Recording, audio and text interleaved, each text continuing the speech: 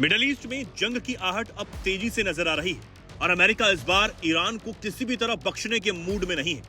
शायद इसीलिए ही अब अमेरिका का बेहद खतरनाक और उन्नत न्यूक स्निफर विमान ब्रिटेन की धरती पर नजर आया है।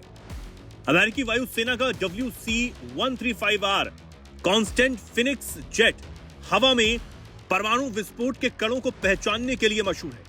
अब ब्रिटेन में यह विमान ऐसे वक्त में देखा गया है जब राष्ट्रपति ट्रंप लगातार ईरान को सीधी धमकी देते हुए नजर आ रहे हैं। ट्रंप ने एक बार फिर से यह साफ कह दिया है कि ईरान या तो परमाणु कार्यक्रम को छोड़ दे, वरना अगला हमला ऑपरेशन मिडनाइट हैमर से भी बहुत ज्यादा खतरनाक और भयानक होने वाला है।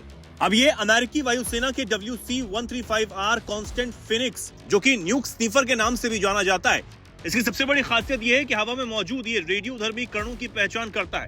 इसके साथ परमाणु विस्फोट के बाद वातावरण में फैले मलबे और गैसों के नमूनों को ये इकट्ठा करता है।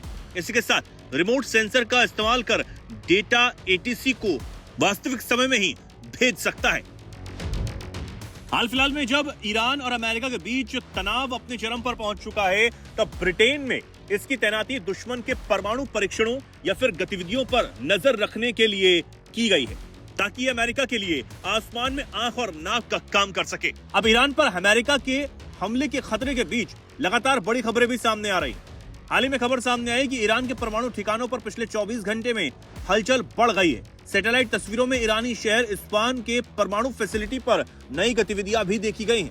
ये वही परमाणु ठिकाना है जिस पर पिछले साल अमेरिका ने B-2 बॉम्बर से बमबारी की थी और इसमें भारी नुकसान हुआ था। इसी के साथ खबर अमेरिका से भी ये सामने आई कि अमेरिकी राष्ट्रपति ट्रंप ने ईरान में चल रहे विरोध प्रदर्शनों और न्यूक्लियर प्रोग्राम को लेकर ईरान को धमकी दी है। रिपोर्ट्स ये भी कह रही हैं कि ब्रिटेन, फ्रांस, इजराइल और 4 अरब देशों के साथ मिलकर ईरान पर हमले के लिए एक टारगेट लिस्ट भी अमेरिका ने तैयार कर ली है। इस लिस्ट में वो निशाने शामिल हैं जहां पर अमेरिका ईरान पर हमले करेगा।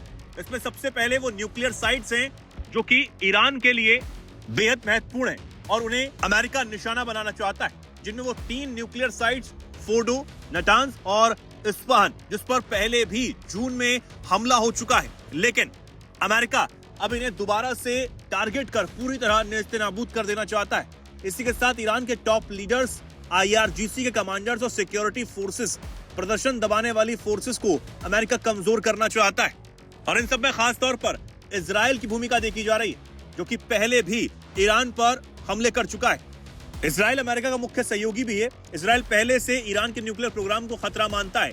वहीं यूरोपीय सहयोगी जो ईरान पर सैंक्शंस लगाने में अमेरिका की मदद कर रहे हैं, वो E3 ग्रुप यानी यूके, फ्रांस और जर्मनी का हिस्सा भी है। इसी के साथ बाकी 4 अरब देश रिपोर्ट्स में हालांकि नाम नहीं है, लेकिन खबरें आ रही हैं कि UAE और जॉर्डन इजराइल और अमेरिका को सपोर्ट कर सकते हैं, जबकि सऊदी, कतर, ओमान और मिस्र लगातार इसका विरोध कर रहे हैं और अमेरिका से अपील कर रहे हैं कि वो ईरान पर हमला न करें। हालांकि अब ये देखना होगा कि अमेरिका क्या फिर से ईरान पर हमला करने जा रहा है। जिस तरह की हलचल और जिस तरह की गतिविधियां देखी जा रही हैं, उससे तो यही नजर आ रहा है। लेकिन क्या ये हमला दोबारा होगा और कब होगा, ये तो समय बताएगा।